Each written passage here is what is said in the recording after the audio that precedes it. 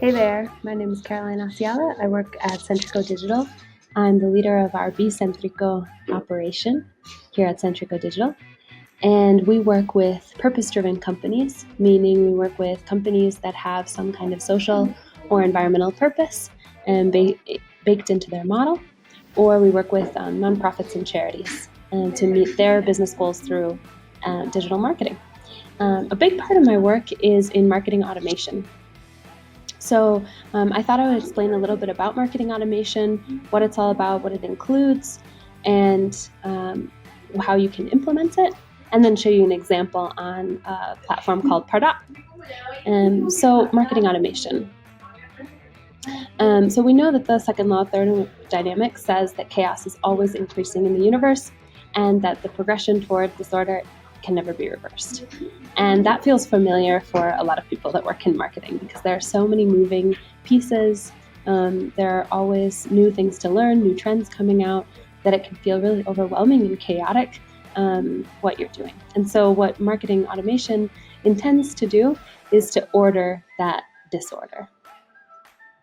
So website visitors and potential clients are generating millions of data points every day, but most traditional systems aren't prepared to capture that information and use it to improve campaigns and improve marketing and sales activities. And so that's where marketing automation comes in. Marketing automation allows you to understand an audience better by collecting that data and then using it to send the right information to the right person at the right time. So an example of this is if you've ever signed up for a webinar or an online event or even an in-person event, many times you'll get the invitation to the event, but then you'll also get automated reminders. You'll also get, after the event, you'll probably get more invitations to other events that you can go to. And so these are usually all automated messages through a platform like Pardot, HubSpot, or Marketo. Another thing that it allows you to do is call people to take certain actions. So like inviting a colleague or a fellow student to an event. And that welcomes new users into your database. So one of the things in marketing that's really important is to understand who your buyer persona is. And that persona might have a different job title or job function based on your product and the solution that it offers to its clients. And many times, solutions that businesses offer can be good for many people within a company or many different types of people. So in this case, perhaps you have a software that you're selling to companies and you have different personas based on what their interests are. So CFOs, chief financial officers, are going to be more interested in how it affects their bottom line. General managers might be more interested in how a software affects the productivity of their teams. And the chief information officer might be interested in how it's going to affect the database of the company. And so you can send different people the information that's corresponding to them based on the implicit and explicit data that you get on an automation platform. So for example, implicit data might be the pages that someone views, or how many times they opened an email, or how many times they clicked on a certain link. All of that data can be collected through an automation platform. The explicit information would be information that the person actually gives about themselves. So maybe you ask in a form on your website their job title, or how many people are in their company, or what industry their company is in, and that's the explicit data that then you can use to also personalize that content that the next person will get. Another great thing about marketing automation is that it really creates this continuous feedback loop so that you can always listen to your clients and understand them better and provide a better service. And so you figure out what kinds of job titles your clients have, what kinds of problems they're trying to solve. You may have a bunch of different blogs, but notice that one blog in particular had more views than any of the others. And so that will give you insight on what other blogs to produce next, and perhaps even what products and services they need. Another aspect of marketing automation is that it really lets you iterate. And in iteration, you learn what engages your customers or your potential customers the most. So the first step is to plan out a campaign. When you then implement that campaign for the first time on your automation platform, you're going to get a ton of data back about where people are clicking on your web page and what CTA was the best CTA to put in the email, what images made people keep looking through your file or your PDF about your company. And all of that analysis can then be put into practices that then you implement in the next round, in the second iteration, so they can implement an even better campaign the next time around. So obviously, to do all of this in marketing automation, then you need to collect that information at the right time. But you've probably been through this before, that when you see a form on a website that has a ton of fields, you're much less likely to fill out that form, right? And so there's a great feature of marketing automation called progressive profiling that actually lets you personalize the form based on how much information you already have on that client. Or on that person. So for example, on the first visit, they're going to fill out obviously the most basic information, their name, their email, maybe their telephone number. And then on the second visit, maybe you can ask how many people are at that company. For us, as a marketing agency, for example, we might be interested in how big their marketing budget is. And then on the third visit, maybe you ask more personal questions like, what's your number one challenge at work? Or would you like someone from our sales team to contact you? And that can give you even more insight into how interested they are, what kind of products they might be interested in, and if they're ready to already be sold to. There's also a feature called lead nurturing, which a lead is someone who's already given you their contact information. Maybe they've downloaded a PDF file from your website, or they've watched a video where they had to put their email in to access the video content. And once you get these leads, once you capture these leads into your database, probably not all of them are going to be ready right away to sell to. Maybe some of them are just looking for information. Maybe some of them are just students researching your company, or researching the industry, and they're not really even part of an institution that would buy the services or product that you're offering. Perhaps they're not even aware that they have the problem that you're solving, but you produced a really interesting piece of content that they wanted to look at or wanted to download. And so the leads that come into a database are coming in all at different points. Some of them are ready to be sold to right away, others not so much.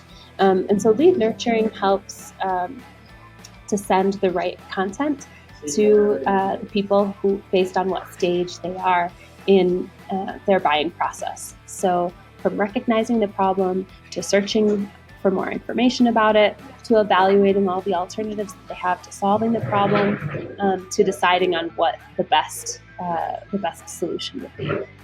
And then even to the post-purchase evaluation after they've become clients. What are they interested in? What kind of feedback can they give us? And how can we sell to them again? Or how can we get them to refer new clients to us based on their experience? And in this, you can use all kinds of different types of content, like blog articles or videos or social posts, market studies, case studies. Those are often very common, especially in B2B marketing, business-to-business marketing. And so all of these can be used in lead nurturing.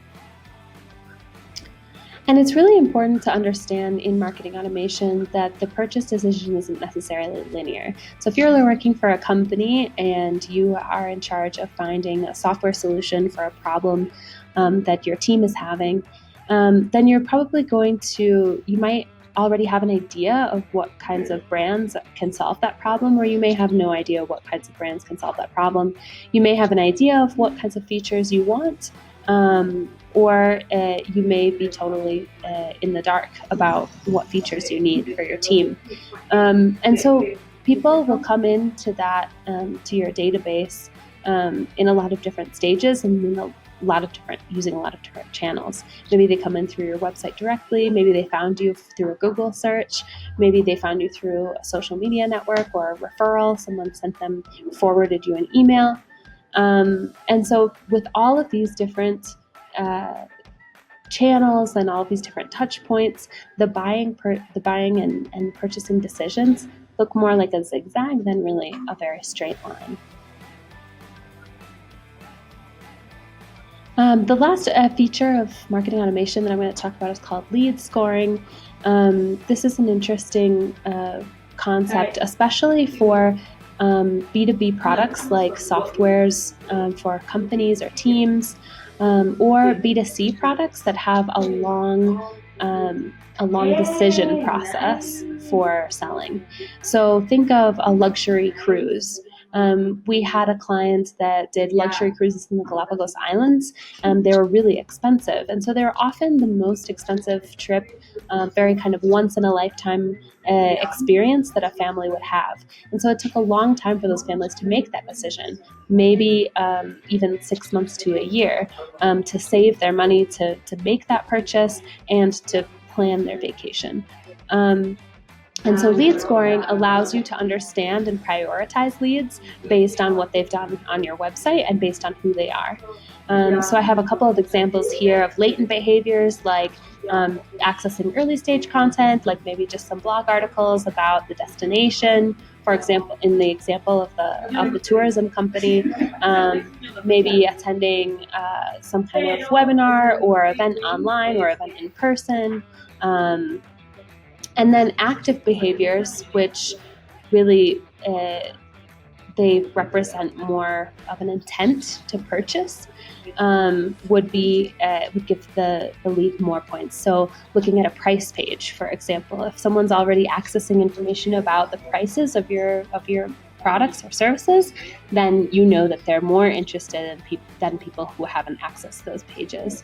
Maybe late stage content like a case study or another article about, in our case of our cruise line, of an experience of people who went on the cruise and had a great time. There's also things that you can address points to based on explicit information that the leads give you. So for example, if we're going back to the example about a software company, perhaps the CTO or the Chief Technology Officer is one of the buyer personas. So if someone with that job title accesses the pricing page, maybe that could send an alert to the sales team to say, hey, this lead whose contact information we already have and whose job title we already know, access the pricing page. And so we know that person is really highly qualified for our service and is super interested in what we're buying or what we're selling. So, and how to implement marketing automation. There are lots of different steps to implementing it, like setting up the account, choosing what kind of platform you want, buying the right edition, and then integrating your website on that platform. You also need to have a good idea of who your buyer persona is. Who are you selling to? What's the explicit and implicit information that would lead a marketing or salesperson to qualify that lead and then send them on to the sales team to be contacted. We also, with our clients, we map out their sales process and the stages in their pipeline. So when someone expresses interest in buying or at least considering one of our products, what's the process to guide that person toward that decision? Do we need to do a demo of our product? Do we need to have a meeting with their team? Do we need to put together a quote for the services that they need? And then other parts and pieces of implementing our marketing automation include connecting all of the ad accounts and the social media accounts, designing marketing assets to be used in the marketing automation platform, like templates for emails and landing pages and calls to action. And then sometimes clients come to us when they've already been using marketing automation for a while. They have a platform like Pardot or HubSpot. They're spending a lot of money on it every month, and they're not sure if they're getting their money's worth. So often, new clients will ask us to do an audit of their account to see how much better they can use their marketing automation platform. So in that, we look at their account setup, we look at their making sure that the tracking code is set correctly, that their domains are properly authenticated for sending emails, that their ad accounts and social media accounts are connected, that they really understand and are collecting the right kind of information for their leads, and that they have it set up for their sales team so that the sales team can access that information, understand where each lead is in their buying process, and prioritize those leads, probably based on a scoring method like what I talked about earlier. So when companies ask me what technology they should use, a lot of the times when new clients, or especially clients who are new companies, they might not have ever had marketing automation platform before, and so they need to know what technology is good for them. So I always send them to this website called technologyadvice.com, where they can put in all the features that they want. They can see pricing information, contract information to see how flexible the contracts are for the different softwares. And a lot of this is based on what features they want, but also how many users, so how many marketing and salespeople do they want to use this program, what industry they're in, because there are industry-specific marketing automation platforms, and then what kind of technology that they need. Do they do a lot of email marketing, or are they more focused on social? Do they have an e-commerce platform, or are they more interested in automating their sales process because it's more of a one-to-one, more of a personal approach to sales? The three main platforms that we've worked with in the past, these are some of the most common marketing automation platforms out there. And I have this comparison up often to show potential clients when they're deciding which platform to use. I usually make the analogy that HubSpot is the Mac of marketing automation. It's more expensive, but it is so user-friendly and so easy to learn how to use that sometimes it's worth it if you really need fast adoption of the technology. And then Pardot is the PC. So most of us like Macs, at least I like Mac better because it's easier to use. But my friend who's a computer programmer way prefers PCs because he can personalize it however he wants. They can be more powerful and they can be more upgradable than Macs. And so really, if you need an easy-to-use platform, then HubSpot is the one to go with. But if you want a more powerful, more customizable program, then Pardot is the way to go. And then Marketo is somewhere in between. It's not quite as user-friendly as HubSpot, and it's not quite as powerful as Pardot, but it does have a very strong focus on email automation. And so if that's really the main focus of the marketing activities, then Marketo is a good fit sometimes. So bringing it back full circle, Entropy says that the chaos in the universe is always moving toward less order, and so marketing automation attempts to bring order to a chaotic marketing system. And that's the work that we do for purpose-driven companies and organizations. So now I'm going to show you a little bit about what a marketing automation platform like Pardot looks like in real life.